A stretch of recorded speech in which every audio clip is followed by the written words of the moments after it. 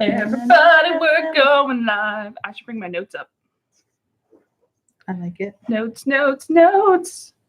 Do. Those are a little bit important. I mean, I can totally wing this entire episode. That's a just off the top of our flat heads. out lie. The next presentation we have to do in school, it's like no notes, no props, nothing but you. Oh, in front of fun. the thing.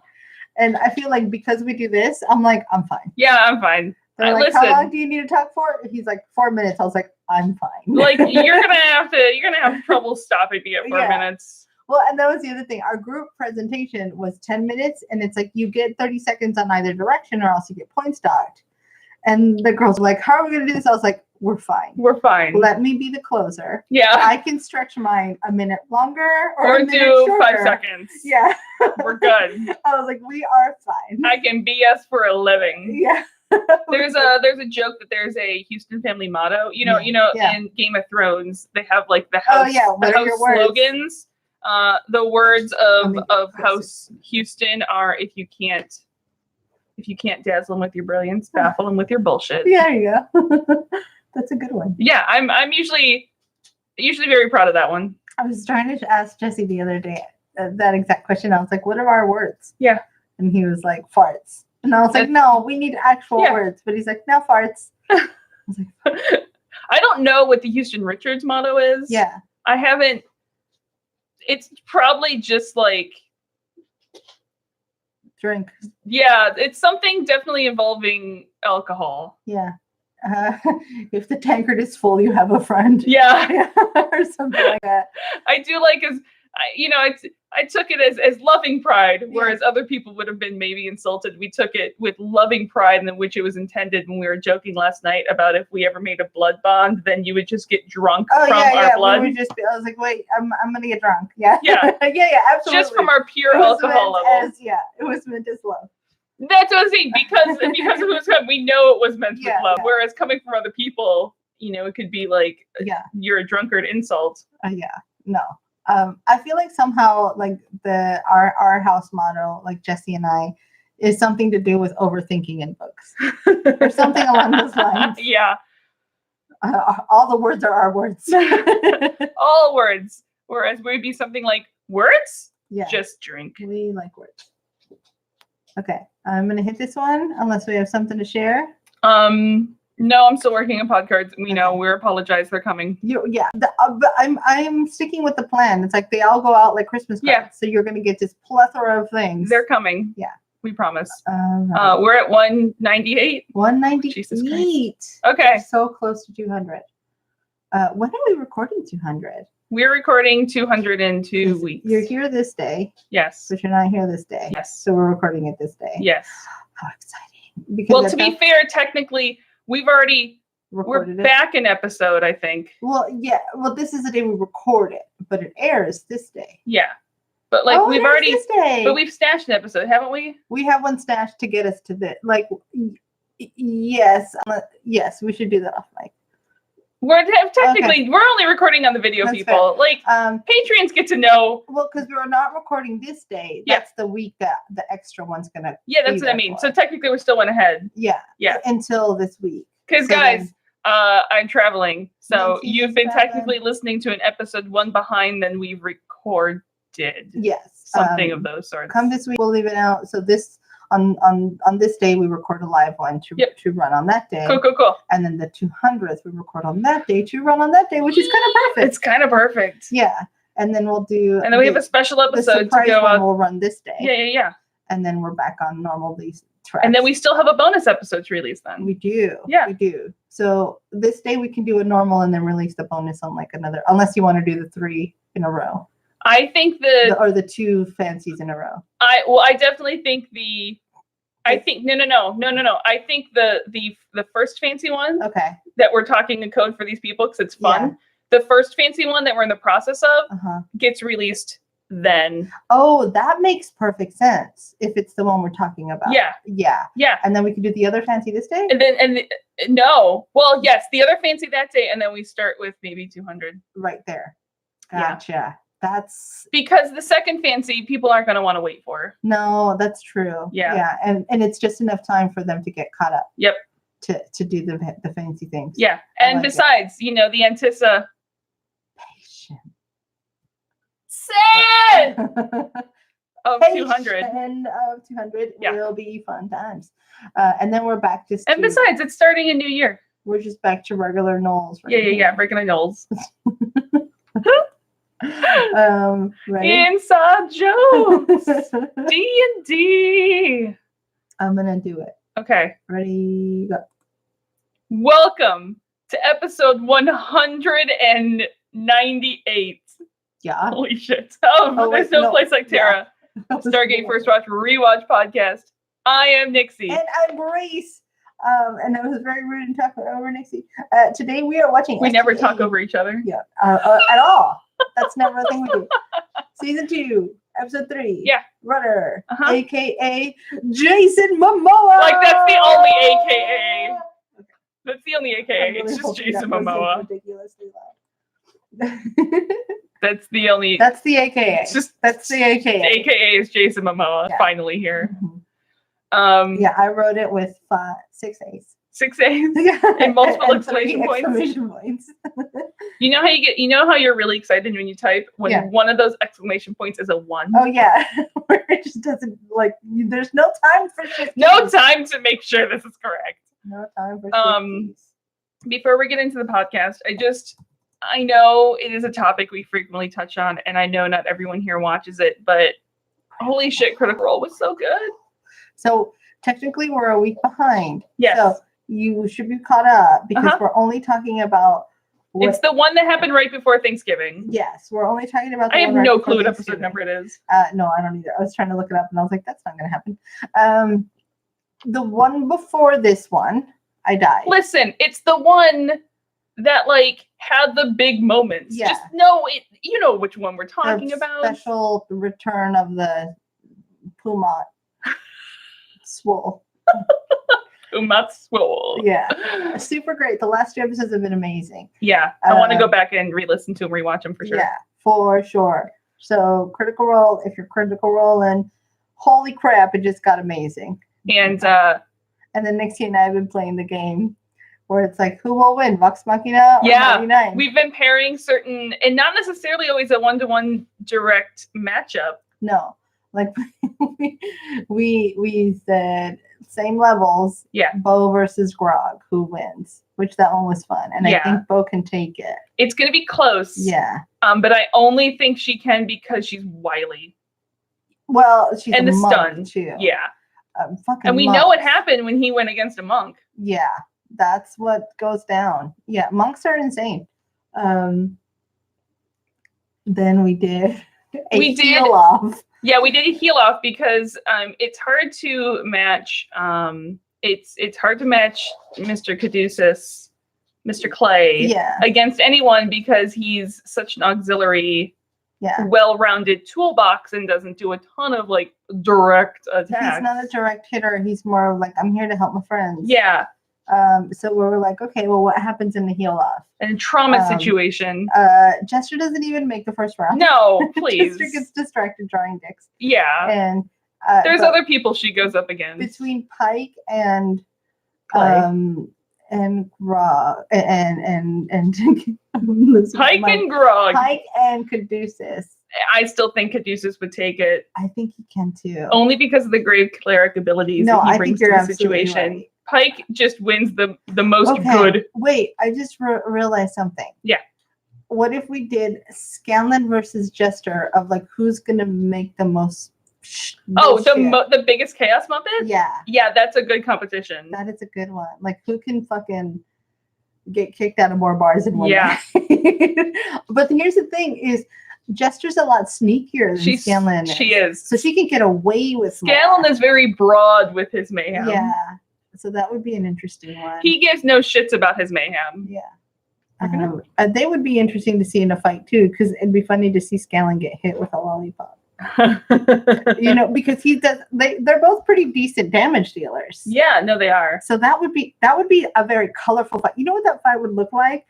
it would look like the Marvel versus Capcom video game. I was actually thinking of a color run. Yeah, well, same concept. Like, just it would just look like it would be very beautiful. Yes, it would in a very strange way. All I see familiar face. Like it just has like slow-mo with epic music. Giant lollipops. Okay, somebody draw that. That was awesome. I see Rogue versus Rogue, and we gave it to Vax. Yeah, the Rogue versus just but I still want to see Vax versus Bo. That would be interesting. Mm-hmm. You know what I would want to see as far as cunning goes is Vex versus Not. Vex versus Not would be interesting. Just as far as cunning. Can I tell you the other one just popped into my head that I think would be super interesting? And it's partly interesting because their classes and the personalities are personalities aren't, so they're still torture off, but a self-torture off, I mean, is Caleb? Yeah, sorry, I just blinked on names. Yeah, Caleb versus Percy. Oh, that would be... It's all from a distance. Yeah, well, it's like, who's the bigger emo kid? Yeah, but it's just because they have such ranged, obviously fighting all the time. That's true. It's just, I think that would be really interesting. I think two of them. If Caleb gets a good hit in, I think Percy's fucked. Yeah. However, if he misses, Percy gets all those fighter and then I hit, and then I hit, and then I hit, and then I hit. Yeah. That's what I mean. I think it would be very interesting. That the two would of be them. Fun to see. It would be from a mile away. It's also human versus human. It is. Which you don't get a lot of. But also, they're like standing as far apart as possible. Yeah. It's just ranged. It's like, no you, no you, no you, no you. Okay, so non-critical role. Yes. Guys, Mandalorian's awesome. Oh my gosh. It's so good. So remember, a week behind. Yeah. We just saw the third episode. I want to watch it again. I was yelling to Jesse through it every time he was like, "Are you okay?" I'd say, "I'm not okay. No. I'm not okay. But I'm okay with it. If this doesn't go how I want it to go, I'm done watching this show right now. I'm done watching this show right now." Yeah. I actually told that to a friend of ours at work too. If something didn't go the way I thought it was going to go, I'm done watching forever. Yeah. And I'm being really baked because I give people a chance to watch. I started watching The Crown. Oh, so did I. Can I tell you? I just blanked on her name. Helen Bonham Carter is fucking like she's amazing in everything. In case you forgot how brilliant she is so good as Margaret. Yeah, she's just an incredible actress. And it's fun because it's a type of role you don't frequently see her as the very put together, very glamorous. She's very British in the classic British. It's funny because I think Helena Bonham Carter, it's easy to forget how good she is because her own personality is so big, and she plays characters that lend to her personality. Yes, but she's good. She's so good. Yeah. Watch The Crown. She's amazing, and so is the woman whose name I forgot who plays Queen Elizabeth. Yeah, her face. It's so facey. Olivia Colman. Yeah. She'll do a thing with a lip, and you're like, oh, I know what that means. Yeah. Subtle acting. Yeah, she's the shits. That subtle shit. Yeah. And I think that's the main highlights. And then I'm writing a paper on Dungeons and Dragons, y'all. And you're writing a paper on Dungeons and Dragons. My life is complete. Now, if only I can get another one in. I'm going to find a way to get one in about Stargate. I mean, again, I may be able to because there's an intercession class that I'm thinking of taking, and it's women in science fiction. Oh, well, done. So then I'm just going to write about Sam Carter and Dr. Elizabeth Weir. Basically. I mean, I wrote Stargate fanfic. We know this. I've said this before for an English class. I'm going to do some analysis pieces. Alrighty. Analysis. I said too many smart things. I had to throw butts in there. Okay, we're ready to talk about star butts. Yeah. Butt stars. July 29th, 2005. Written by Robert C. Cooper, directed by Mr. Martin Wood. Mm-hmm. we have two people to talk about before we get to the main person we want to talk about. Okay, so bear with me. I'm ready. Kevin Smith, the dreamboat that he is. Is that the soldier? Yes, that's Lorne. Evan Lorne. We last saw him in Enemy Mine when like Shaka came to help them make friends with the Unas. I forgot about Shaka. Shaka. Not that Shaka, different Star series. Oh, in my head, I still always think of like the same one. No, I actually always just want to see like Shaka in a music video with Shaka Khan, and I don't know why Shaka Khan. that enters my head every single time. We know people who are friends of this pod who have gigantic major crushes on Mr. Kevin Smith. You know, seems appropriate. Yeah. I mean, again, it's a stunning man, specimen of humanity. The other person we only saw him briefly this episode, is Jonathan Young, who plays Dr. Parrish in the first scene. Is that the scientist? He's a scientist in the first scene. Yes, yes. Those who also watch Sanctuary know him. He plays Nikola Tesla. That's kind of cool. In Sanctuary, and he's real cool. I still will not give away the other major character trait that Nikola Tesla has in that series on the hopeful chance that you will finish watching it with me. He's part centaur. I mean, you're actually closer than you would think. He's got cloven hooves. I don't know. I mean, you're on the right road.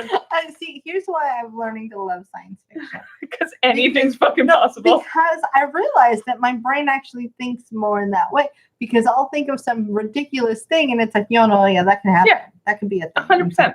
Oh, interesting. And also, we should say we are drinking. I don't know what to call this. It looks. The color is not as appealing, but I found pumpkin spice spiced rum, which shouldn't exist, except it is absolutely delightful. And we dropped it in some it cold should coffee. Be incredibly awful, but it's not, so and deal with it. What do we call this? I don't even know. I'm gonna think about it. Okay. But obviously the man that we are here to gush about from here until the end of Stargate and continuing, the one, the only, Jason Momoaaaa. You know, when they talk about the start of his career, they always, everyone mentions Game of Thrones. They mention some Baywatch. Yeah. Oh, I forgot about that. It was like his first thing. Yeah. Everyone forgets about Stargate. Yeah. I mean, I don't think I knew about Stargate. That's what I'm saying. So, okay, I'm trying to remember when I first heard of Jason Momoaaaa, because I knew he was on some sci-fi show. Yeah. But I'm trying to remember what I know him from other than that. It might have just been being Lisa Bonet's boyfriend. Yeah, honestly. Because they've been together for years. Yeah, it was like, yeah, it's been at least 10 years. I think it's been longer. Yeah, it's like close to 15. Yeah. If not over 15. Like they've been together for a long time. Yeah, since her other daughter was young. Mm-hmm. I'm gonna look it up because now I'm trying to figure out what I know. I feel like there was some movie or something. Yeah, I think the first time he became sort of well known to a mass amount is definitely Game of Thrones. I think he was not super known before then. But yeah, you've seen him. I don't have to go through his IMDb page for you. Come on. It's Jason fucking Momoaaaa. You probably know who he is. He's basically my biggest celebrity crush. He's my biggest crush outside of my husband that exists, I think. Yeah, no, I've told domestic partner boyfriend Jesse that he's on my list. Yeah. He's on my, I think, like, men and women alike, you probably have varying degrees of crushes on him. Yeah. Wow, I cannot figure out. I actually really am excited to see him as Duncan Idaho in Dune. Oh, I didn't know that was a thing. Yeah. He's been cast as Duncan Idaho in Dune. And I really, besides the fact that I have to go back and reread Dune, but that's a whole other thing. One film of his I have not gotten to see, and it is directly also related to this show. Okay. There is a movie called Debug that he stars in as a spaceship's AI which was written and directed by David Hewlett. Huh. Yeah. That we'll definitely have to check that one out. Yeah. Maybe I did see him in Baywatch. That may be what I know him from. I didn't. There's a point where it was like, is Baywatch on? Maybe I'll watch it. Yeah. I mean, I've seen a handful of episodes, but it's not a show that I like watch on a frequent basis. I don't think it was something I ever watched on purpose. He was also in a movie called Tempted, which I may have seen. It looks like a Lifetime movie. I'm going to read you the synopsis. A married woman becomes attracted to a young man after she takes the ashes of her nanny to Hawaii. Oh, can I guess who that young man is? I would guess. I will dare you to guess who the young man in Hawaii is. And I think, yeah. So that may be because I've seen my share of Lifetime movies. Yeah. And I do remember it being something steamy. So that's isn't basically anything he's in become steamy? It's like all of a sudden they should have slapped a higher like an R rating. Any rating has to go up one. Yeah. It's like too steamy. Too steamy. And you know what? People have said that he just a lot of his characters are the same. Not true. He's very acting depth. B, I don't care. It's fine. He's extremely talented at what he does. Yeah. There's plenty of people. Look, not everybody is Daniel Day-Lewis. Listen, in case you were wondering or worried, there will not be a lack of Momoaaaa love. Okay, yeah. We'll basically, do our best to keep it. It's been 4 years of Grace going, when's Jason Momoaaaa come on? Yeah, that's how she tricked me into the show. It is 100%. I went, Jason Momoaaaa is eventually on Stargate. I just didn't tell her it would take 4 years of the podcast for to get to him. That is initially what got me. Mm-hmm. I was like, well, I think Jason Momoaaaa is on it, right? And you're like, yes. Yes. I was like, I'm in. But then thankfully I met Daniel Jackson. Mm-hmm. Okay, where the fuck were we? So we start on not quite what Lorne pictured when he heard that he'd be traveling to another galaxy defending humanity against alien threats. Mm-hmm. But Dr. Parrish is like, no, you are saving Earth through greater understanding of the long-term effects of ozone depletion on plant life. I love a good scientist-soldier pairing. Yes. They're just fun. It's always good. So the planet they're on is basically my worst nightmare. Yes, I would probably be doing the exact same things McKay does through this episode. It's so bad on this planet, Parrish explains, that the sunlight basically kills all animals. Hey, that's not good. Which is why they're so fascinated about any plants that are able to actually survive on this planet. And we see this going on partly from up in the trees. Yes. Someone's watching them. Why do we have that angle? From someone's point of view, it seems like. I wonder. Also, just so you know, the plant he mentions, Williamsonia Sewardania, was a real plant. It is extinct here on Earth. It was back when dinosaurs and shit were around. How do you know it was a thing? It because they have fossils. Oh, that makes sense. It looks like the saddest Christmas tree ever. Oh. I think I have a photo I can show you. It's like a thick stem with just it was called the Williams-Sonoma. It is called the Williams-Sonoma. With just these. This is what it looked like. Oh, it isn't like a Charlie. It's a Charlie Brown. It's like a cone, pine cone? Pine cone, like if the entire stem was a pine cone with like these sad little fir stems sticking off of it. It's got to be the ancestor to like Christmas trees. Yeah. And so apparently they found a lot of fossils of the seed pod, the pine cone part. Okay. And that's how they know. Cool. But it was like across the world. It was not just in one place. So I know that the redwoods are the oldest living trees. Yeah. They weren't around dinosaurs, right? These are post-dinosaurs? I don't know. I think they're post-Big Bang. Well, they are post-Big Bang, that's for sure. I'm fucking idiot. That's not what I meant. What's funny is the meteor of the dinosaurs. What's funny is you have said that enough times that I know when you say Big Bang, you mean the Big Bang that killed the dinosaurs. Yes, exactly where my mind goes, because I'm an idiot. It's the Big Bada Boom. Yes, thank you. It's not the Big Bang, it's the Big Bada Boom. Guys, I'm this is who I am. I translate Grace speak. But then they find something that's not quite as cool. Just as Lauren finds something on the ground he's about to investigate, Parrish calls him over. There is a dead wraith, and dead fairly recently, and super not dead of natural causes. Wow. And Lauren calls it in, and he gets him and Parrish the fuck out of there. And the camera pans up, and it's Ford sitting in a tree watching them. Yeah, the redwoods are way not that old. Credits. 3,500 years old. The Muir snag, although technically he might be dead now. Okay. It's still standing. Okay. Okay, that's all I'm done. Cool, cool, cool. Okay, bye. Sorry. Okay. Yes. So we come back. They are touring redwoods on Atlantis. Yeah.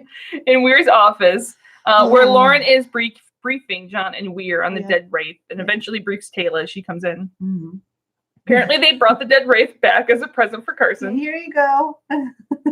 Who is having fun autopsying it. Yeah. And Carson comes in and is like, yeah. So the wraith's missing the enzyme pouch, sack pouch just thing. So you know, he's been gutted. So, do your own math. Somebody's already looted the body. It like paints a big Ford picture. Yeah.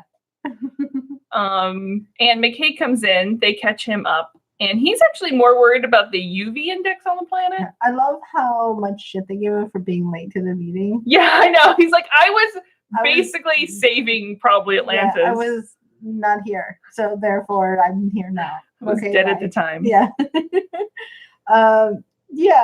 The McKay's gone full Nixie. Yep. It makes sense why they were searching in the dark in the cold open. Needless to say, this is the mission where McKay will let everyone know how uncomfortable he is. Oh, yeah. In case there was ever any thought that McKay would not advocate for himself. Yeah. This episode reminds us. Just a reminder. That he will always advocate for himself. Just a reminder that McKay is an indoor kid. Uh-huh. Yeah. I can relate. Super indoor kid. we had similar conversations not too long ago about that with our friends. Yeah, I'm like the most hybrid indoor-outdoor kid. Yeah, that's fair. I'm the bridge between. Yeah. Well, I think you are an indoor kid, outdoor kid potential.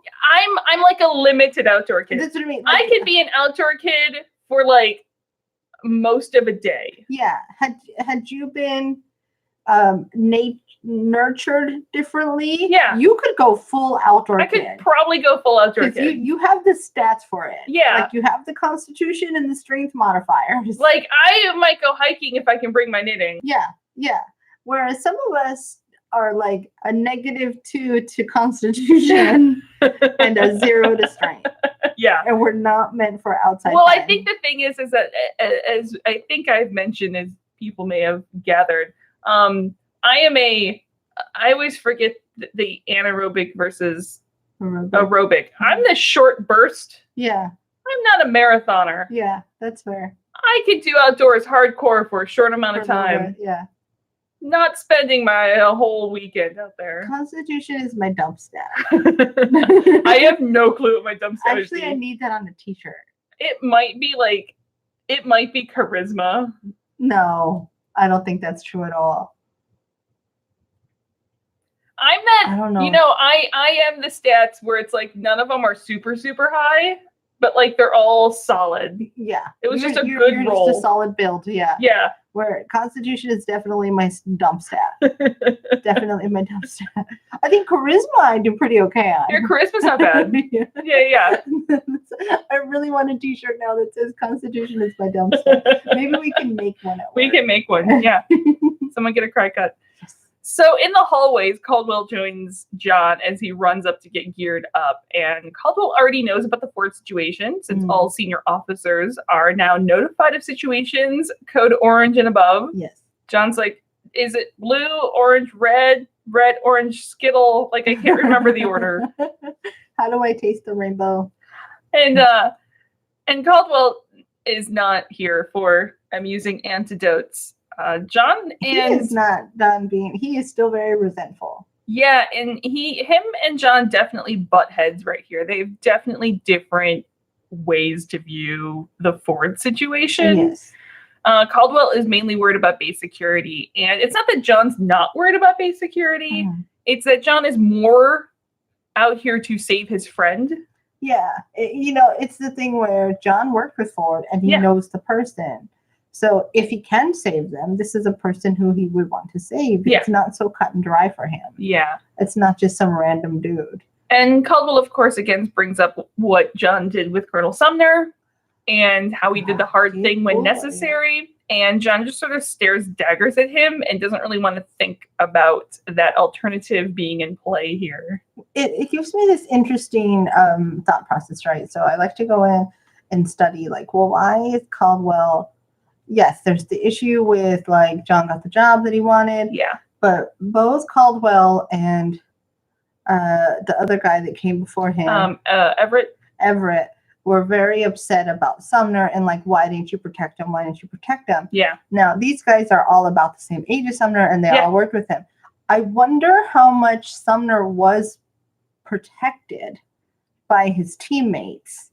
And this might have been the one time he wasn't. Possibly. So it's almost like, stay with me. Yeah, I don't mean it in an exaggerated way, but it's almost like there's a bit of coddling that happened to Sumner with his peers. So although he was amazing and a great leader for the team when he was there, he may have been so quick to get killed because he wasn't the strongest of their elite force. And I don't know, it may be something along that. It may be just, again, we were just talking about D&D stats. Yeah, could have just been the luck of the draw. He might be an absolute fantastic tactical planner. Yeah. And if you put him in any other group of people, he's going to be the strongest and most dexterous. And nothing to say that he wasn't amazing. Yeah, that's what I'm saying. Yeah. He just, the stats were different. Yeah. He just didn't quite have what it took. And I wonder if they're so angry. I wonder how much of it is like a sense of guilt. Yeah. Anyway, that's me reading way into this situation. Yeah, it's interesting because it is sort of the number one thing brought up by other colonels around him. Yeah. I also just love this scene because it shows you how much they've expanded the city with all the new people. That's true. It's a great walkthrough of the set. It's really nice. So on the planet at night, they land the jumper with some fantastic music and a fantastic seeming one-shot with graphics. It's beautiful. Yeah. So the plant life soaks up enough radiation in the sun to fuck with their sensors and the life science detector. Yeah. So those are nothing works, just in case you guys were wondering later. Thanks, bye. Basically. How we fixed it. So 2 guys are left behind. They haven't seen anything. Everyone gears up. McKay's just lathering on his cocoa butter homemade SPF 100 sunscreen that I would like to have. I actually called it SPF Nixie. Yeah, basically. Although I'm worried about those fumes. Yeah, John points out that everyone in 5 miles is going to be able to smell them, and McKay's just like, okay, Aqua Velva over there.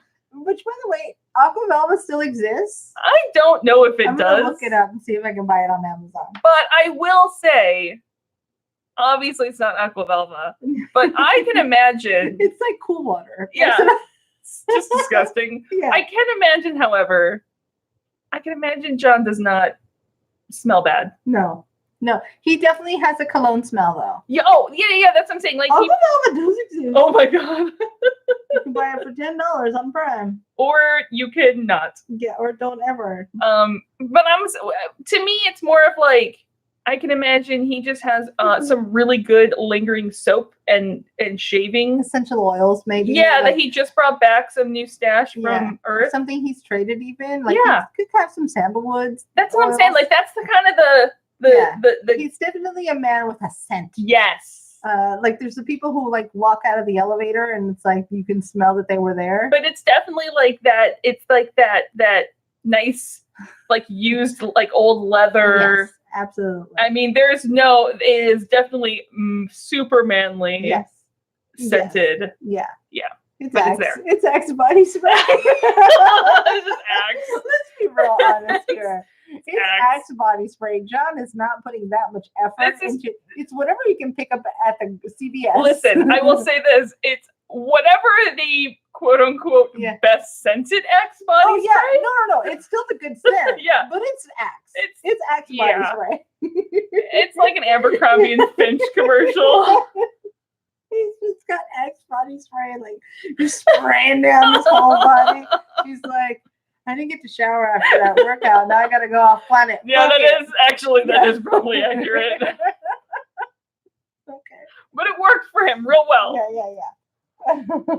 Works real well. Anyway, I just love the bickering here about sunscreen and how 95% of deadly is still deadly and how Parrish just agrees in botany, so why trust him with UV indexes? Yeah. And Lauren. McKay's just going full McKay this episode. Just 110% McKay. And Lauren, who was stuck with Dr. Parrish earlier, gets stuck with Dr. McKay this time. Of course. He's just like, hey, guess what? You're the constant scientist guy. What if Lauren's incredibly intelligent too, and part of his annoyance is like, you don't have to be this person. Here's the thing that I'm going to tell you. And that's what, because we see him a little more regularly after this. No, you get the idea. Lauren is highly intelligent in the same way that John is highly intelligent, and that they're like, I don't have to fucking like flash it every day. I can just be it. I'm just intelligent. Yeah. And it's on the back burner. You know, as much as I want to think that I would be a lot cooler in an off-planet situation, I'd probably be McKay. It depends on the off-planet. This one, I'd be McKay. Yeah. Well, the amount of like stop, I'm tired. Yeah. That would be me. Depends if I'm wearing the 50-pound rubber suit. Yeah. Can we stop? I'm tired. Grace, we've got 5 minutes. I didn't stutter. Usually, so it wouldn't be off planet like this, but usually when I'm on a hike, I'm the person everyone else is annoyed by, not because I'm stopping to rest every 5 minutes. It's because I'm taking photographs. Oh, that makes sense. I'm that hiker. However, I do know this about myself is if I feel that I'm gonna like go out soon, I hit the afterburners and I'm like, let's go. Let's be done. Yeah. And then it's like, I'm not here to enjoy this. I'm here to survive it. Exactly. I'm the person at the end of the day at Disney who runs to the car. And I'm like, I'm not running because I enjoy running. It's because I'm gonna pass out there and not here in the middle of the street. I need to run there because my time is limited. Yeah. Someday I will tell the full story that everyone here has heard about the 2-hour hike that turned into a 6-hour hike. Oh, God. So John and Taylor are out doing their rounds to the spot where the Wraith was found. No idea why the Wraith was here alone. Possibly Ford tricked it through the Stargate, and we later learn out it's actually that Wraith was hunting Ronan. Yeah. Taylor spots some footprints that she can track, and they head off. Elsewhere, it's Lauren and McKay, who's wondering what special training one has to go through to have a mission like this. Yeah. And Lauren's like, you mean a mission like hunting down a skilled weapons expert hopped up on Wraith drugs in the dark on an alien planet? I really wish he'd been like, well, I watched the movie Predator a lot, so I'm sick. He's like, yeah, I skipped that course of major school. Like, yeah. We did a rewatch of Predator, and then we did a Predator versus Alien just for the fuck of it. Just for the fun. And then I ate a nice big breakfast. And Lauren is actually hoping that seeing McKay's friendly face, I'm putting that in quotation marks, will help Ford turn himself in. As McKay drones on about how good friends they are with a sarcasm sign. Friends. Lauren puts his hands up to stop and get down because Lauren saw something. Yeah. Hey, pay attention. With John and Taylor, she heard something. And John tries to call into the dark to Ford, and we see something in the dark bolt, and they chase it. It's a deer. It's a deer. It's definitely a deer. Lauren also tries to convince McKay to speak to Ford out loud, if it is Ford. So McKay stands up and starts calling out to him. As he does, someone goes running. Lauren follows. McKay also does. He calls into the radio that in pursuit of a suspect. Yeah.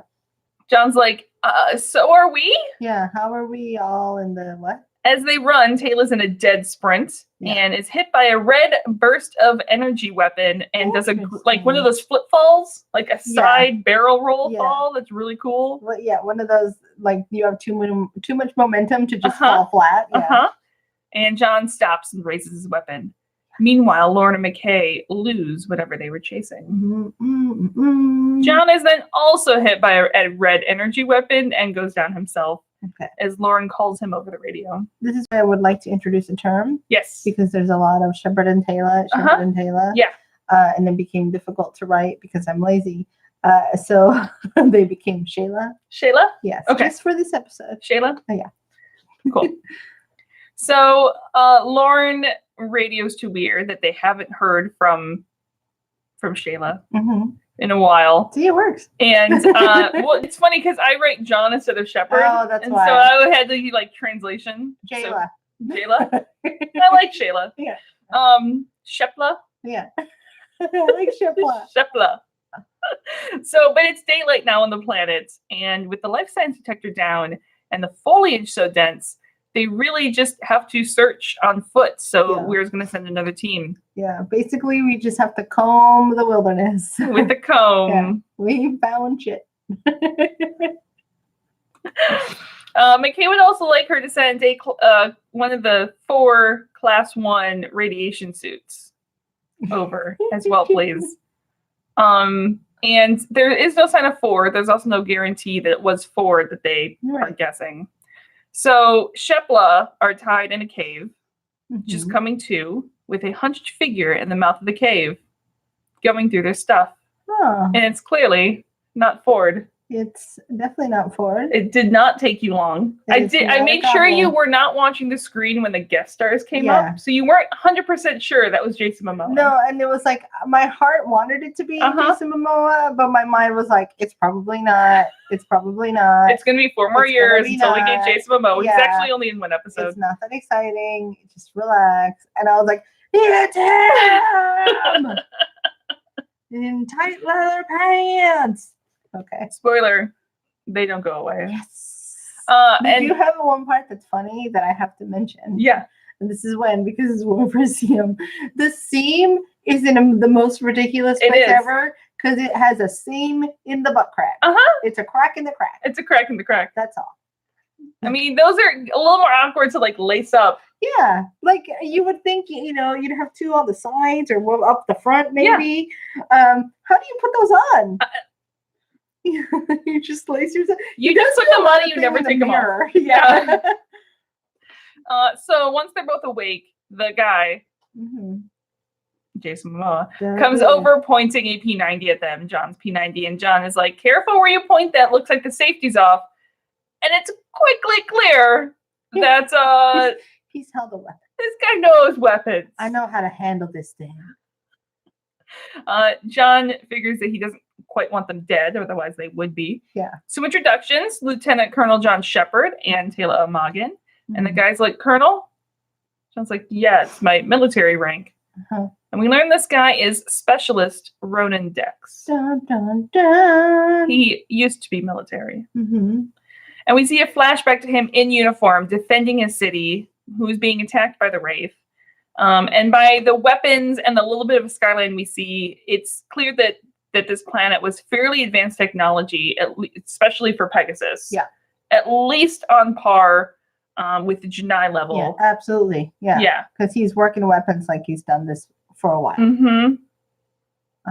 Yeah, which is a super bummer when we find out what happens to him later. But now he's just trying to decide if he's going to kill John and his friends. How about don't do that? At the jumper, Rodney is putting on a large rubber suit as Lauren sets everyone to task.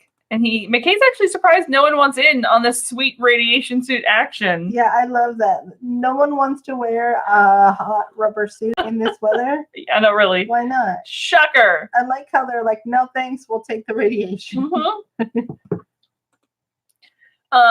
So we learned that McKay keeps track of how much radiation he's been exposed to in his life, which of course he does. Yeah. And it's getting so bad he might have to forego reproducing. Can you?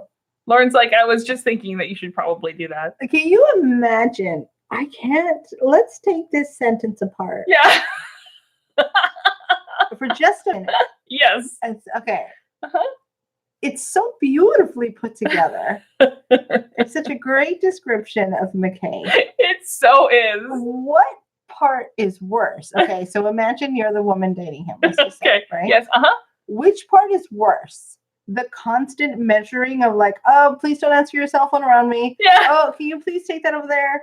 Or we probably shouldn't have kids because of the radiation poisoning. At some point, you're like, bitch, I don't want to have kids with you. I love you.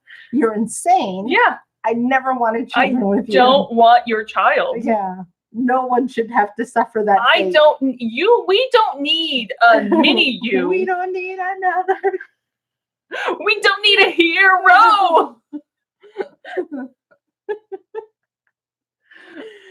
It's just such a beautiful, like, mwah. It encapsulates McKay to a T. It's like, not only am I this neurotic, every woman wants me, and now I have these other problems. First of all, I don't want to picture McKay with a child. Just like McKay as a father. But here's the adorable part, okay? Yeah. And I'm going to play the other part of it. Imagine he is a father. Okay. And imagine he takes all this energy that he's taken, like he's used to constantly be neurotic and protect himself. Now imagine he places this on a child. So he basically bubble wraps this kid in love. But here's the problem, imagine him loving something more than he loves himself. I can imagine that. I'm also imagining with that love, the constant pressure he is putting on that child to like be academically. Well, that too. Perfect. I just keep thinking, I'm like, don't play on the swings because then this will happen and this other thing will happen, and the kid's like, bye, I'm going. Like, wasn't I could be remembering this entirely wrong. Nope, I'm not even gonna say it because I'm pretty sure I'm remembering it wrong. Never mind. I've self-corrected myself. But I love because let's say he does have if he has a child, let's say with like a Sam of the world. Oh, right? Jesus. The kid's gonna be like, fuck you. Yeah. I'm gonna go play on the swing. Yeah. And he just sits there with his heart on that swing. I need to correct that sentence. Yeah. Fuck you. I'm gonna go build a swing. Yeah, and then swing all the way around because I want to go 360. Yes. And the ones we have right now don't have the swivel. Exactly.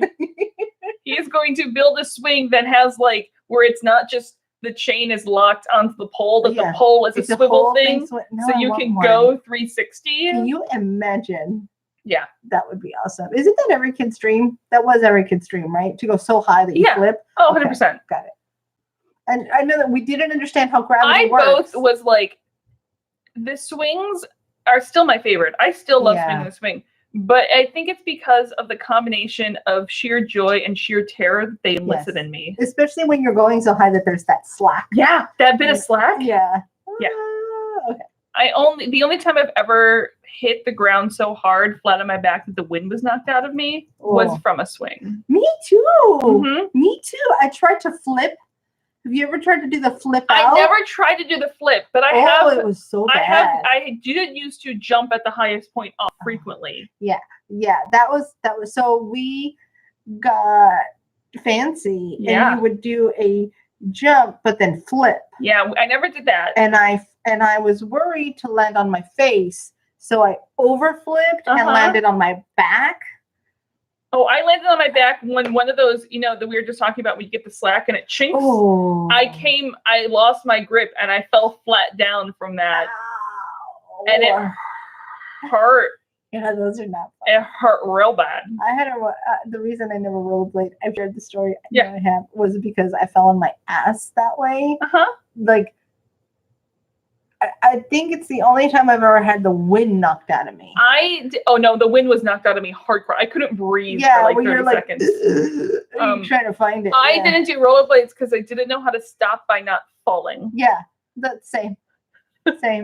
It's like, I guess I fell now. And I also, just not to brag or anything, not to brag, but I was the best spinner on a tire swing, like to spin the other people, to stand to the math equation, to stand in the middle and to spin the person to go like the highest and the most rotations and then get out of the way. I was the queen of that. We had a friend, it was like a family friend, like our parents knew their parents, who had a tire swing, but the thing is they lived on a hill. And it was pretty steep to the point where their second floor was like the base floor. Oh, it's a walk-up basement. Was even to the ground. Yeah. And then the first floor was also even to the ground. Yeah. If that makes sense. Yeah, like it's a walkout. Yeah. Yeah. Yeah, because it was so steep. Mm-hmm.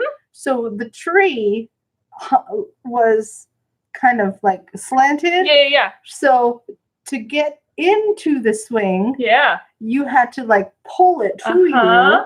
And then while you were swinging, if you fell, you fell. Yeah. Like you were falling down and the then hill. you roll down that hill and try to recover and make it seem like you tried to do that. Life was very dangerous when we were little. When you think of the things they let us do. They're like, yeah, sure. At some point they had a trampoline on that hill. See, and I never liked trampolines as much. I loved it. I loved a good trampoline. My own self-preservation kicked in way too much to be on a trampoline. See, and to me it was like, it's safe to fall here. Yeah, no. See, here's the added benefit of my mother was a trauma nurse. Fair. And told me all the stories. All the trampoline stories. Like the snap bracelets, couldn't have those. Oh, I didn't know that was a thing. Because they might slit your wrist open. Ooh. Yeah. I didn't even think of that. Yeah. The dangers of childhood. All right, where were we? I don't remember because I had another story about to pop in my head and I lost it. Okay. We're talking about McKay and how annoying he is. Yes. And how he's not going to have children because of the radiation. No. So meanwhile, Ronan is smearing on his own homemade sunscreen, which might be as simple as mud. Who knows? I was going to say poop, but I like mud better. So John just plainly tells him that his men are guarding the Stargate and they're good. And Ronan only knows the Stargate as the Ring of the Ancestors. And he knows what the Ancestors are. He's going to make it through the Stargate. That's just a fact. Yeah. And there's not going to be any killing unless John's men try to stop him. Right. Yeah. He's not a heathen or anything. Yeah. But listen, if Ronan releases John and Taylor, John is going to tell his men to stand down and let him through the gate. And Ronan's like, yeah, why should I trust you? Yeah. He's like, no, thanks. I can get through the gate by myself. And John's like, Taylor, do you want to take this one? Yeah, help me. Taylor's like, we're definitely here looking for a friend. Yeah. Definitely not to here for you or to hurt you or anything. So in a flashback, we learn that Ronan has met that friend, Ford. Oh, yes. Ronan was running, firing at a Wraith as he ran. The Wraith gets him in the leg, but he gets up and keeps running, coming face to face with Ford. Yikes. And they stand off for a moment until the Wraith stuns Ronan. He goes down. And then Ford just takes out the Wraith. Yeah. And, just kind of guts his little Wraith sack thing. Yeah, and he pulls out his knife, and Ronan wakes up, just kind of doesn't completely go out long enough to see Ford is about to go to town on the Wraith. And he definitely has problems. And then Ronan just runs. Yeah. Why not? So the last time that Ronan saw people dressed like John and Taylor, not super friendly. No. Good job. Good job, Ford. Ronan passes on that he did see their friend, Ford, and that he killed a Wraith that was hunting him. And Taylor's like, look, he be sick. He needs help. Yeah. That's a very nice way for Taylor to put it. Yeah, it's very succinct. He's crazy. He be cray-cray. Yeah. And Ronan flashes back, he remembers Ford's eyes and how feral they look. Yeah. Well, and one is literally not a human eye. Exactly. That too. Yeah. Ronan wants to know why Ford is running. And, he's not really running. Okay, then what is he doing? It's complicated. He goes like, yeah, I don't buy that shit. You can do better than that. Yeah. McKay is, shocker, having a hard time keeping up in the forest in the suit. He's overheating. Wait for me, guys. Even slower than usual. The worst feeling in the world to have to say that to you, by the way. Yeah. To be the guy that's like, hey, can you guys wait for me? Oh, no. McKay gives no shits about it. Yeah. You would. McKay gives no shits about it. And the fumes from the sunscreen inside the helmet are making him high. And Lauren is so tired of McKay right now. Yeah. In the cave, John is telling Ronan what happened to Ford. And Ronan flashes back to a Wraith feeding on him after he was taken. And static starts coming from one of the radios, and Ronan picks up the gear and moves it outside. And John would like to know what Tayla is doing with her hands, because it does not feel like trying to get her hands free. She's like, well, if we're going to die, I'm just going to cop a feel, because I always wondered, is it firm or is it squishy? I think we know the answer to that. It's firm. So McKay is actually wondering if they should get back. It's been like a half an hour or so, and Lauren's like, it's been 15 minutes, you fuckhead. Yeah, dude. Can you not? And he's like, you must be some kind of genius. And McKay's like, I mean, I am, but why? Yeah. That John hasn't shot you yet. Yeah. The fact that you're still alive. And then Lauren is hit by a stunner and goes down. And McKay yells out that they were to the radio, like, we're under attack from the Wraith, and he pulls out his gun, but it's Ford. Yeah. Telling him to relax and to drop your gun. He doesn't want it accidentally hitting him. Yeah, yeah. And he smoothly comes up and just takes McKay's gun. It's very, I mean, tense is the obvious word, but it's very interesting to see McKay, Mr. I'm never cool. I have to be the one who has to be cool in this whole situation. And like the combination of, it's not quite deception, but persuasion checks that he makes. Yeah. It's a scary one. It's not territory Ford is used to. No. But Ford is very buddy with McKay. And McKay, like I said, does not even try to keep the gun, just gives it to Ford. Yeah. He knows he's dealing with an insane person. And Ford goes down and takes Lauren's extra clips and turns off McKay's radio and throws it back at Lauren. And Ford's like, look, I know everyone at Atlantis thinks I'm crazy or something. McKay's like, no! Everything's fine. No, you're... Wow. Everything is super normal. But Ford's like, no, I'm fine. I'm better than fine. Like, this is the best thing that's ever happened to me, and I can prove it. I just need the ability to prove it to you. Yeah. Okay, crazy person. But yeah, McKay's like, why don't we go back to the jumper? And you can prove it there. Yeah.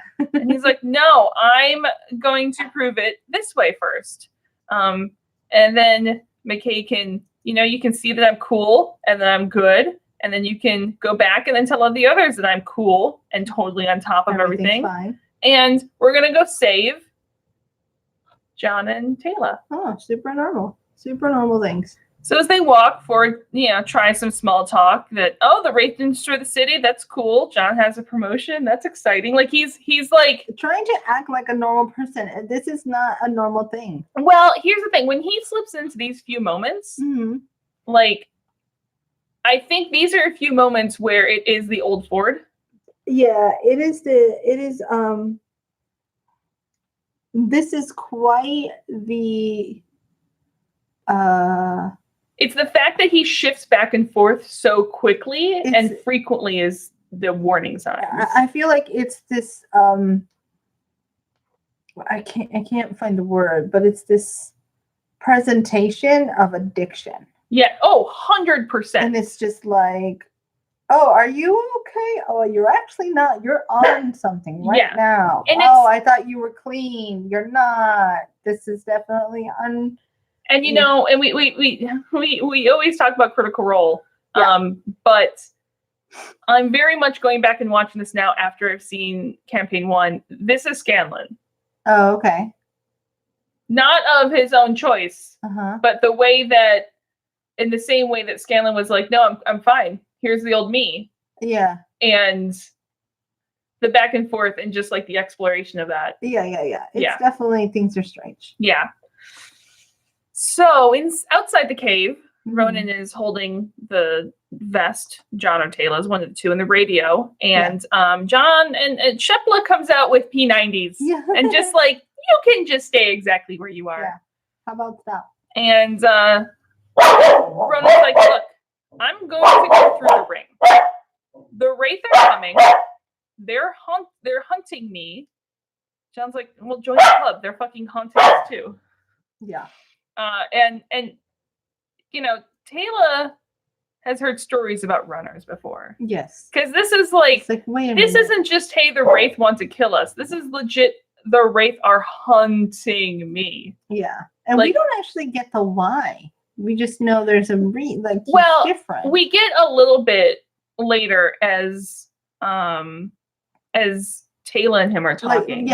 We get what happened, but we don't understand what it means yet. Not 100%, no. Gotcha. So Ronan was called, and on the ship, as he was being fed on, something made the Wraith stop. Now, whether that is something specific about Ronan or they just sensed his strength, and instead of feeding on him, they operated on him. I'm sure without any pain meds or anything. And they put a tracking device in his upper back and released him.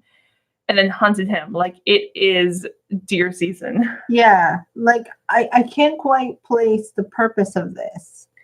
Is it just as a training ground for other Wraiths? Well, I think it's a combination of. I mean, Ronan did start hunting him the back as well for survival, but I think it's a multifold process. I think it's there's something sort of similar that happened in Star Trek Voyager actually. But it's a multifold thing. It's part of it is to know what humans are capable of, right? To be able to train, to be able to fight against them and capture them the best you can. But also, part of it's the exact same reason that people go out and hunt big game animals in contained parks. Yeah, it's quote unquote the sport of it. Ugh. See, my thought is they're trying to find whatever that major weakness is that'll make it easier. Here's why I think this. Yes. This episode gives us two parts of the Wraith. One, there's something in Ronan that baffles them. And then two, Ford volunteering himself is going to give them the answer. Like, that's how Ford's going to fuck us. Yeah, well, and I don't think the different possibilities are mutually exclusive. No, isn't it? Yeah. I think it's like, hey, we can learn about you, but also it's fun hunting humans. Oh yeah. Yeah. On top of that, why not just do this? Because then it's like the Wraith that finally gets to, he's been on the run for 7 years, so the Wraith that finally gets to get Ronan's ex, it's like bragging rights. Yeah. Yeah. I think whatever they're trying to find in him, other than just like the fun or sport, I think that's what Ford's going to give them, and that's when they're going to be super fun. So Ronan's hand starts going towards his weapon, and John's like, don't. This is like standoff time. But instead, Ronan just tosses John's bag at him, distracting him long enough for Ronan to shoot Taylor, do some cool gun flipping, hits John, does some more gun flipping, and ends up right in John's face.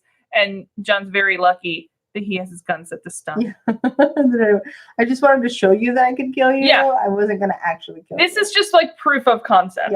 Yeah. This is proof that I'm not all talk. Jeebus. So McKay and Ford are still making their way through the forest. Ford is sure it's this way, but you can tell his brain is not as sharp. And you can tell he's not actually as confident. He has problems sort of remembering some planets on and off, but reassures him that he knows exactly what he's talking about. He's definitely not okay. No. He's definitely on the drugs. And he goes on some tangent about how awesome the enzyme is, and it's the key to defeating the Wraith. He's sure of it, and they can create a whole army of Supermen like Ford. Yeah, that's super normal. And we know Ford got actually to this planet because he saw one Wraith go off on his own, and he's like, oh, easy picking, separated from the herd. And that one Wraith was actually heading to this planet to hunt Ronan. Gotcha. Hence why everyone's here, and you have the dead Wraith. Everyone's hunting everyone. So John asks again for his radio. He's like, look, I'm going to tell my men to let you through the gate. And Ronan's like, no. You're coming with me, and you can do that in person. Jesus. So there's also a chance that they can help Ronan. Because John knows a pretty awesome doctor. Oh, then we should have always started with Carson. Let me tell you. Carson can make any situation better. So Carson could take the tracking device out. Ronan's like, look, I've tried. Ronan actually sort of lowers his gun here. I think this is a true sign that Ronan is starting to, in his own way, trust them. Yeah. Ronan's not. I'm laughing at Kaylee's ridiculous. Kaylee's mad at me. Ronan's not trying to be on his own forever. He's not so interested in this isolation. He just can't trust anyone because he's been running for so long. Exactly. And this is where we're showing signs of like, look, dude, I get it. I get that it's hard for you to trust anything, but come on. And you gotta bend a little bit. This is him, like that softer, that willing part of him is starting to show through a little. Yeah, and Ronan's like, why would you help me? Mm-hmm. And he's like, first, I'm a nice guy. I mean, let's put that out there right there. But also, you hate the Wraith. I hate the Wraith. Yeah. We all hate the Wraith. And everybody hates the Wraith. But really, also, John just wants his friend back in Ford. And so Ronan's like, fine, you get the tracking device out. I will get your friend. Yeah. Deal. They should have started with Carson. They would have been like, let me tell you about my friend. Let me tell you about my friend. He is so cool. He's super cool. He is probably going to see if you want some scotch. He is an awesome accent. Yeah. He's just like a very cool dude. Uh-huh. You're going to love him. Yeah. And he's squishy. He's super. But like, so don't squish him, please. Yeah. Don't squish him. Because listen, if you squish him, then I'm just going to have to fucking kill you. Yeah. Because like, that can't fly. Yes. So Lauren is awake and back at the jumper getting checked out for, I'm sure, a concussion. Yeah. When John runs up, and Lauren can get the story as John breathes weird. Yeah. In the infirmary, Carson's like, this is a fucking joke, right? Oh, poor Carson. He's like, please don't make me do this. To go to an alien planet. Aren't they all alien planets at this point? Isn't it just go to another planet? Yes. Okay. And perform surgery on an armed man holding Taylor hostage. Well, this is when you go, Carson, they're all alien planets until we get to know them. Also, the Wraith are going to show up in any minute. So we're on a clock. Yep. And while Carson would love an OR and an army to come with him, he'll just pack what he needs. It's like, hey, Carson, do you want to go to this place that's super dangerous and do things that you don't want to do in a circumstance? Controlled situation? Yeah, within a completely uncontrolled environment to a person that kind of doesn't want you to do it? Yeah. Yeah? Okay, let's go. Cool. Also, there's not really an ability to say no on this case, just to let you know. So with McKay and Ford, McKay is stopping because he's tired and pretty sure Ford is lost. Yeah. Ford is like, you just give up on your friends when they need you. And I'm not talking about me, really, I'm not. And Ford goes, a little manic right here. Yeah. A little bit. It's fine. Eventually reminding McKay that, I could just shoot you and leave you here to die, which, and you think I'm nuts and I'm capable of anything, so I might as well prove it to you. Yeah, okay. That's helpful. That's not insane at all. Super. And McKay just is as mad at Ford as Ford is at McKay. He's like, fine, fucking shoot me. Yeah. Like, it'll just prove how far you are right now. Yeah. And then we can kill you without feeling bad about it. And then McKay just turns and starts walking back to the jumper. And as he goes, Ford fires an arc of bullets all around McKay.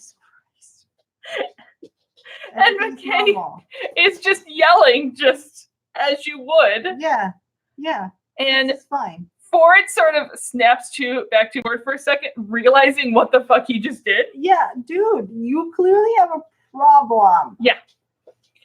And he tries to explain how it feels to Ford that he almost died, and it feels to him like all of his friends have turned on him. And, I don't like being out here all alone.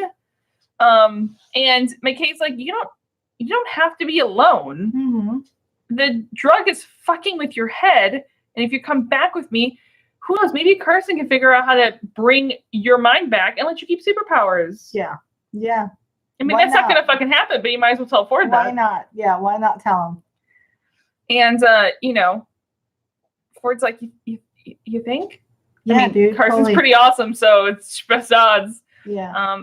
But first he has to try to shave Shepla. Yeah. Just shave him. McKay should head back to the jumper. Head to toe. Head to toe shave. Yeah. Ford runs off, and you see McKay like going, jumper, Ford, jumper, Ford, fuck, and he runs after Ford. So back in the cave, Ronan still has his gun on Taylor. Eventually, sort of you can tell he doesn't like put his gun down, but he's not like aiming it directly at Taylor. He's relaxed a little bit. Just a hair. And, you know, we learned that Ronan has been on his own running for 7 years. Yeah, it's a long time. He can't go home. He can't stay in one place too long. He tells a story of one time he came across a village near the Stargate, and he stayed there just one night. He ate one real meal for a change, slept in a real bed, I'm sure, left the next morning, and later he heard the Wraith came and destroyed and called the entire village for harboring him. Yeah.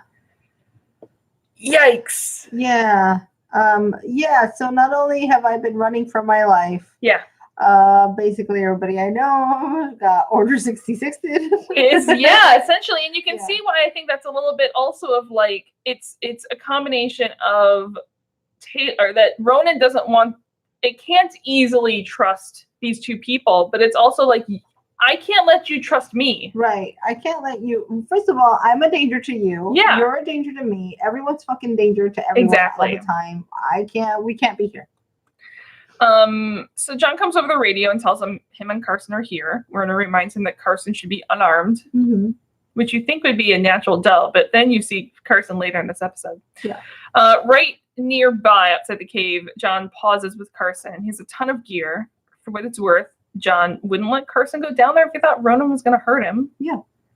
And Carson's like, is there evidence of this, or is this just like gut instinct? Yeah. I mean, he's dangerous. You know, he can kill you the fucking snap of a finger. But I don't think he's going to. Yeah. No, trust me. It's gonna be fine. Yeah. Just go give this bear surgery. It's gonna be totally. You know, okay. Androcles and the lion, right? Yeah. And he's like, well, yeah, but who are you in this? The Romans? Yeah.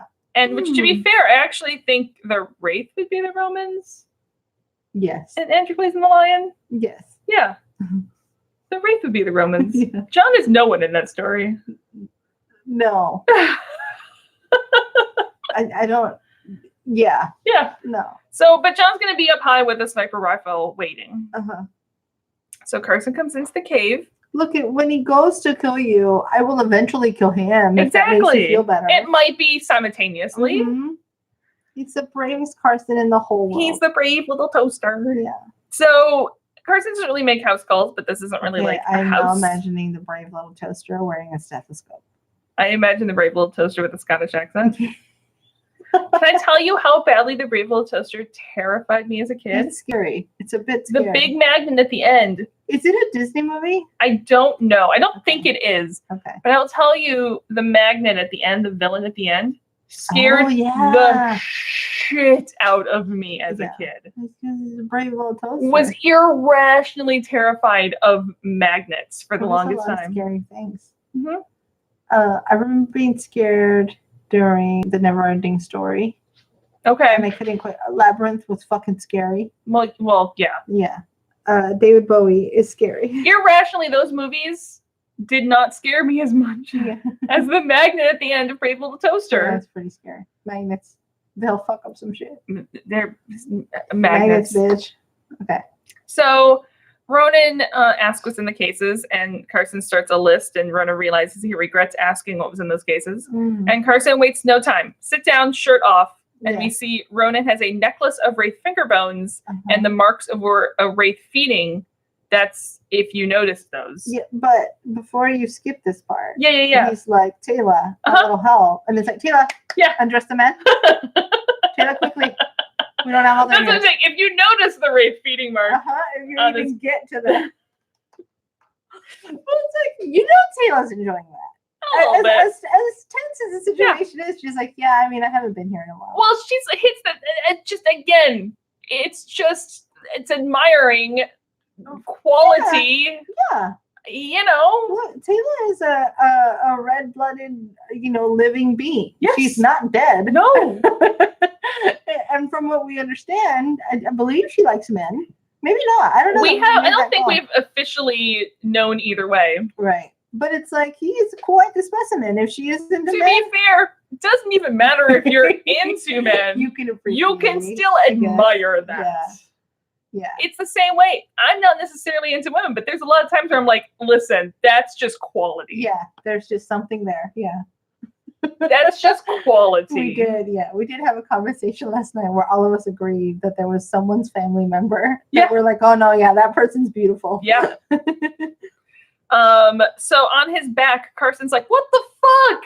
Yeah. And there's just horrible scarring on the upper part of his back. He goes, it's like when you go to the dentist and it's like, dude, were you trying to like pick your own fucking cavity? What did you do to yourself? And he's like, did you try to cut this thing out yourself? He goes, yeah, I used a mirror. Ooh. But most of the scars are from the doctor. He's got the mirror for when he laces up his pants. Yeah, same one. Yeah. And Carson's like, no one who would do that would call themselves a doctor. Mm. Yeah. And we see John taking a spot high up watching this. Carson finds the tracker fairly quickly and says Ronan's going to have to put the gun down and lay down. And he's like, yeah, that's not going to happen. Nope. Yeah. Because like it's literally right next to your vertebrae. He's like, yeah, I don't give a shit. Mm-hmm. I'm not moving. Yeah. I'm not going to sleep. It's not a matter of trust. Trust me on this. Like the trust factor is why you're here, Carson, and the rest of you aren't dead. This is my line in the sand. It's not. No. Yeah. It has nothing to do with you. Mm-hmm. So at night, Ford and McKay are still finding their way through the woods, and McKay wants to just turn the radio on to know what's going on. Ooh. But Ford just shoves him against a tree, hands him a gun because someone's coming. Carson has spotlights on, magnifying glass on. One last time, I am becoming real close to your spinal column. If you flinch, Ronan's like, trust me, I won't flinch. Yeah. Ooh, hey, remember how I'm a badass? Still a badass. And to Ronan's credit, he is clearly in a fuck ton of pain, and he can't really hold his gun up, but he does not flinch. No, he doesn't flinch. Even John, like, from a distance through the scope is like, nah. Yeah, I'm gonna flinch, yeah. I'll flinch for you. Yeah. Quickly and skillfully, Carson gets the tracker out, and Ronan just falls over unconscious. I wonder if I would be a flincher or a passer-outer. Honestly, I think I would go full Ronan Dex. I don't know. So here's the thing, is there's something to me, depending on if I'm causing the pain to myself or someone else is causing the pain. Is somebody doing this to you? Again, I think it also, if it's doing like on my spine, I would probably, you'd have to knock me out. Oh. If you're doing it on like my arm or a leg and I can move other parts of my body, I might be good. I've been in situations where I'm trying to think. It wasn't a blood draw, but they were doing something and they had to do it like 3 different times. Mm-hmm. And every time it hurt more. Yeah. And I'm like, it's fine. Please just continue. Just finish it. Yeah. The sooner it's over with, the sooner the pain will stop. I really do think that I'm not a flincher, only because I learned that flinching makes it harder. Yeah. And so I've gotten really good at like, just finish. Just please finish. Yeah. Especially if there's an audience. Yeah. Especially if there's an audience. Well, and that's what I'm saying. If it's something where I can move other parts of my body. Yeah. You know, if I can take my other hand and be like doing other things with it to hold that one spot still, I think I'm good. But if it's on my spine, just fucking knock me out. Yeah. No, I think I'm pretty good. When I'm still, all of me is still. However, I'm going to be crying. Oh, yeah. Yeah. So I am better now. I still hate them, but you know, me and needles are like fucking don't belong in the same zip code. Yeah. When I was younger, when I say younger, I mean like 10 years ago, would be crying, but also laughing because I knew how ridiculous it was that I was laughing. So I'd be cry laughing while they drew my blood. Nice. No, I'm a good person to draw blood for like the beginners. Yeah. Because I'm like, that's not it. You didn't get it. It's okay. It's okay. We'll try again. I'm fine. I'm like, I want that person who's been doing only this for 50 years. I don't prefer that person, but I'm good. I'm like, no, you didn't hit it. That one definitely hurts. Yeah. I can do that. No, I'm just the thought of that right now is making me want to curl up into a ball and like. I'll share a story only because I like making Nixie squeamish. The reason we were late yesterday. Oh, this one wouldn't make me squeamish. Is because like there's every once in like a million times that I put my insulin pump in, I'll hit a vein. And I'm just like, oh, that's bleeding. And I was wearing a white shirt and I was like, oh, that's not good. See, that one weirdly we were late to dinner. Doesn't bother me. Yeah, that would hurt. It hurts. I'm not saying it didn't hurt. But because I can disassociate without having a direct needle, and it's just more of like blood. Yeah. Blood doesn't bother me in the slightest. That's funny. Yeah. Yeah, it's like a piece of plastic. Well, technically the needle poked you hard enough. Yeah. And then the plastic's just letting it all slide out. Exactly. It's just holding the wound open. Yeah, basically, yeah. Okay. Where were we? All right, Ford and McKay are running around the door. Well, no, we stopped, surgery's over, and he collapsed from the pain. Yeah. He stays there now. Maybe you can like stitch him up, maybe stop the bleeding. There's very little bleeding because it's a TV show on Sci-Fi Channel, which there would be way more blood in real life. So some Atlantis military is searching through the woods. Carson's just very clean surgeon. He's really fucking If anyone's going to be that clean. He's real he fucking cleans as he goes. He's like a person who cleans the kitchen as he's cooking. 100%. Yeah. Guess who's not like that? Nixie. Guess who had a fight in a kitchen for 3 hours yesterday with Nick? And we both survived. I remember. We had a great group text going. Yeah. And then Nick goes, we're fighting in the kitchen. And then the text died. We were like, nope. We're all hands off of that one. And then later it was like, so I've had a slight kitchen breakdown. We're not having potatoes today. It was fun times. So some Atlantis military is searching through the woods, and McKay just burst out of the forest, going, "Don't shoot!" A wild McKay appears. 100%. He's wearing red. It's like a living Pokeball. Yeah. Quickly, both of them are then fucking taken out by Wraith Stunners by Ford. Ford used McKay as bait. Fucking fuck. After McKay, what the fucks? Ford's like, well, I can't trust them. And he's like, remember, I'm unstable? Yeah. Do you remember that part where I'm on drugs? Remember that part where, So I've been McKay, through some really dramatic shit, now I'm on drugs? Yeah, that thing. McKay's had it. He aims his gun at Ford. And he's like, drop your weapons. Oh, he gets so brave. He's so brave. Yeah. And Ford just laughs at him. And McKay's like, I don't want to shoot you, but it's for your own good. I will hand it to, like, I know we're being a little patronizing, but I will hand it to McKay. 100%. Yeah. Not only, because again, this isn't just standing up to someone who's like kidnapped him or something. This is standing up to a person you've fought on the front lines with for a year. This is full Neville Longbottom. 100%. Of what is it, Sorcerer's Stone? No, that's the first one. Isn't it the first one where he stands up to Hermione? Oh, to Hermione, yeah. No, I was thinking Ron? Neville at the very end. But yes, no. I mean, Neville at the end, yes. But this is his friend who's like doing something crazy. Which is why he gets the house points at the very end to take him to the top. House points to McKay, which is probably Ravenclaw. To butcher, McKay's 100% Ravenclaw. Yeah. To butcher the line, Dumbledore's like, it takes a lot of bravery to stand up to someone, and takes even more to stand up to a friend. To your friends, yes. But then McKay does it, shoots Ford in the shoulder. And the problem is that Ford barely feels it. He is more stunned that McKay shot him and that there's blood. Yeah. More so the fact that McKay shot him. Mm-hmm. And he gets a very cold, angry look on his face. Yeah. And McKay's like, fuck, and he just runs going, fuck, I fucked up, I take it back. But when to make matters more interesting, oh wait, no, they haven't showed up yet. They have not showed up yet. So in the cave, Ronan is still out, but John is going out. Like, he's down in the cave to meet up with them, and then Carson's disabled the device. It may be too late, but John is going to go look for McKay and Ford. And then he hears gunfire in the distance, and John runs off. That gunfire is McKay just running through the forest, firing his gun into the air to make noise until he runs out of bullets. Yeah, basically. And at the jumper, the gate opens. They race to cloak the jumper because 3 Wraith darts come through. Hey, in case there wasn't enough going on. Yeah.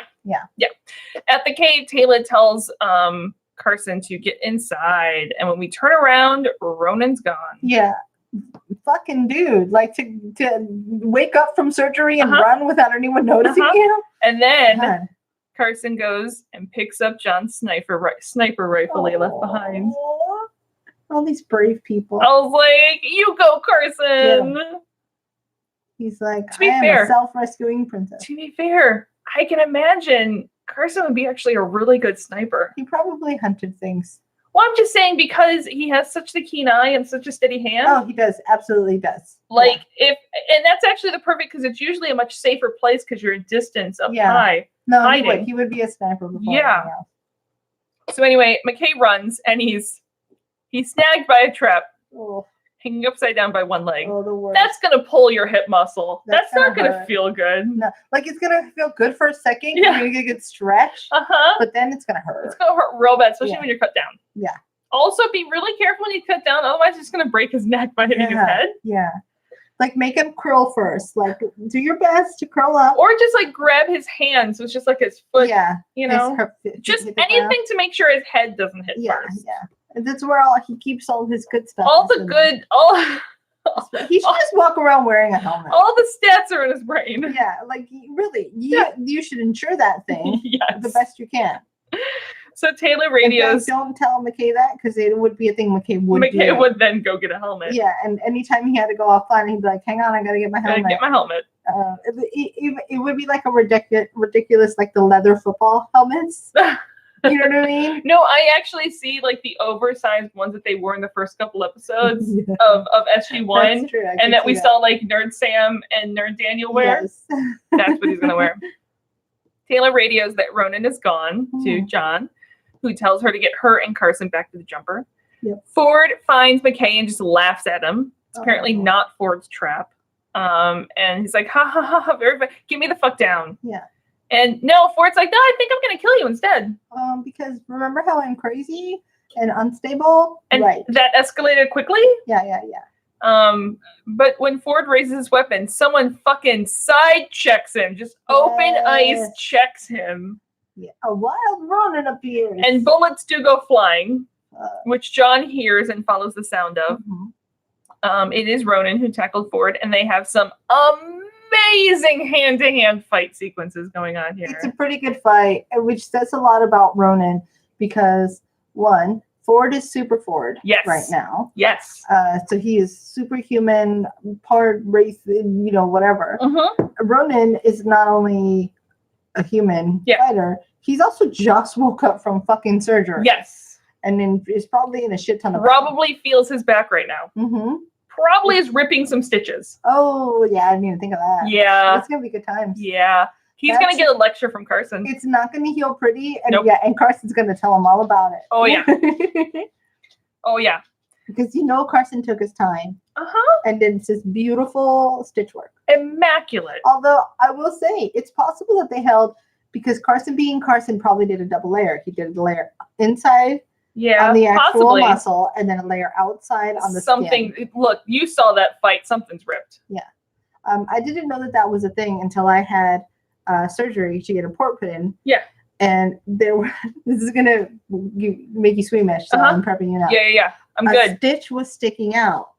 Okay. And so it was sticking out of my skin. Oh, yeah, that part, that doesn't bother me. Okay, good. Yeah. So I was like, that's probably not good. And I could pull it and feel that it was pulling. And feel it inside. And I was like, oh, I don't know what I'm supposed to do. If I clip it, it's something going to unstitch. What's going to happen?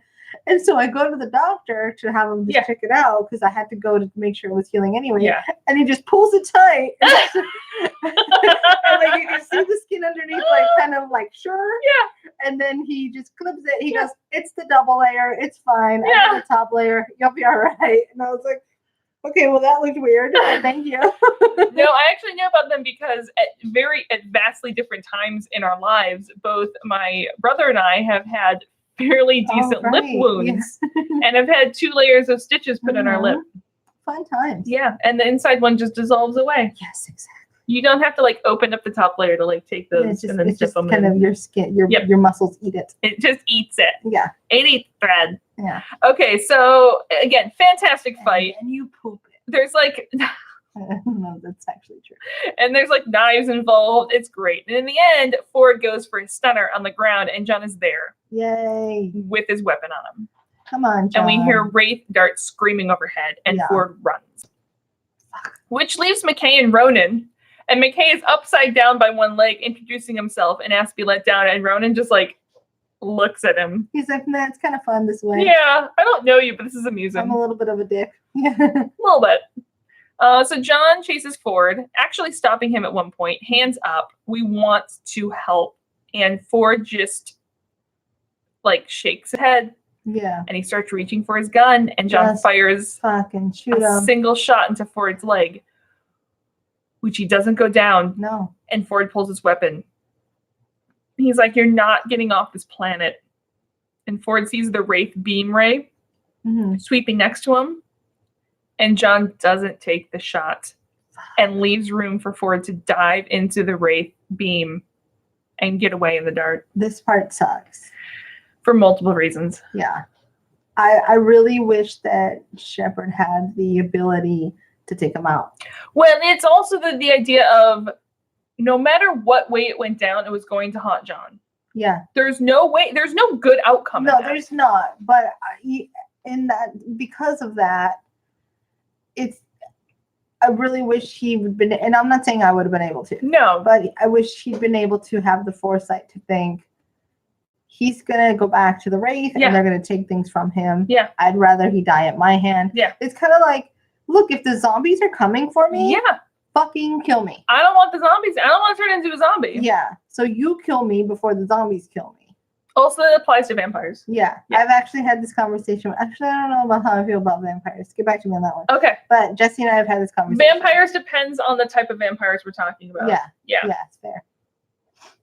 I might enjoy it. Yeah, again, if we're talking about like the vampires that get to live a long time and usually end up being very wealthy and very posh, we'll discuss. Yeah. I mean, can I still enjoy a drink now and then? Yeah. Yeah. I'm not against that. So later in the conference room, they fill in Weir and Caldwell on what happened, and Caldwell is not happy. He's real pissy. He's like, this is exactly what I feared. Both John and McKay shot Ford. He didn't slow down, and he ran purposely into that Wraith beam. It was the only way for him to get off planet. Yep. And McKay points out their quality time together. Ford is not thinking straight, which we all knew. Yeah. And this is what Caldwell feared. Ford is now in enemy hands with info that can compromise them. And John honestly thinks that Ford would never give them away. And Caldwell's like, great. I'm going to be sure to include your feelings in my report. Here's the thing, though, is I love John, but you're wrong. You don't know that. This is not Ford anymore. It's not. And you need to grieve that and move beyond it, because you're making poor decisions because you're not thinking of this correctly. Yes. Yeah. So in the holding room, that's not the brig. It's a very nice room. Probably nicer than probably nicer that Ronan has seen in 7 years. Oh yeah. He's probably gotten a good meal too. Yeah. John visits Ronan. And he's super impressed by the city. Super impressed by the ancestor city. And he does go, the guards out there are not really necessary. Yeah. And John's like, yeah, well, you have a bad habit of taking people hostage. Yeah. And I'm like, oh no, I'm sorry. You misunderstand me. I mean that. Do you just want to do this part again? Yeah, she's just not. Kaylee, sorry. You can't even see outside when you're barking at. Yeah. Hey, come on. Hey, come here. You're done. You're done. Okay. We almost made it, Kaylee. You were doing so good. Okay. So in a holding room, that's not the brig. Very nice room, nicer than Ronan has probably seen in 7 years. Yeah. John visits Ronan. He's super impressed by the city, the ancestor city. What do you think made dinner that what do you think he had that day? Was it stew? Everything that was in the mess holding could fit onto a plate. Lots of Jello. The scene from Animal House where you just have John Belushi filling his plate? Yeah. Do you think Jack made them take a lot of Jello? Probably. He's like, everybody loves blue Jello. Yeah, probably. Yeah. Okay. And he tells John that the guards outside the door are probably not necessary. Yeah.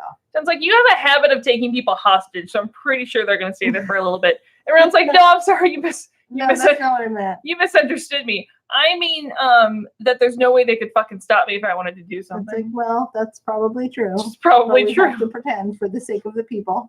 Basically, they have to feel safe.